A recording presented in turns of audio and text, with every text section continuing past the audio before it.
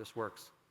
It was August of 2006 when I first learned that the tremendous success Starbucks has had is probably not due to the quality of the coffee, location of their stores, or speed of their service.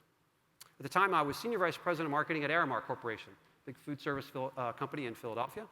And at the time, Aramark was a licensee of Starbucks. We operated 75 Starbucks stores on college campuses around the country. The problem was, at the time, that Aramark was about to lose their license because we were not delivering the kind of customer experience that Starbucks demanded. So in a last-ditch effort to preserve the relationship, Starbucks invited a team of executives from Aramark to fly out to Seattle and spend a few days getting dipped in how they deliver the experience that they did. And I was fortunate to be among the group that went on that trip. And we expected to hear how they chose the location of their stores and how they roasted their coffee beans and how they designed their service and product and all of that. And we certainly heard a lot about it. But that wasn't really what struck us. What struck us as most different and unique was how they recruited, managed, and motivated hourly employees. That was what was different.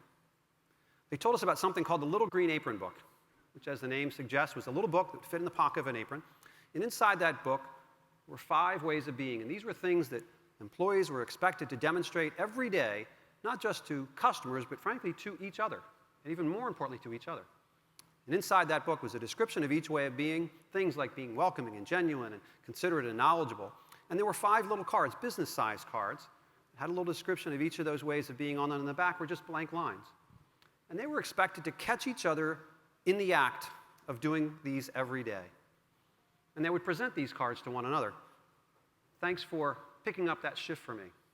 Offering an encouraging word to someone that's having a rough day. Remembering a customer by name. And they would present these to one another. And at the end of the day, they would all be put in little pockets in the back room. You see that apron there with little pockets. Each pocket had a name on it. And they would present 6 or 7 of these every day. And what really surprised us, this was not just one of those nice ideas that sat on a shelf or in a drawer. This was a big part of how they operated every day, recognizing, encouraging this warmth and competence to demonstrate to one another within the organization and then to customers as well. And then at the end of the month, they would gather up these cards, they'd send them to the district office, and they would be written up into stories, stories that would be shared across the organization to celebrate, reinforce, and encourage this behavior.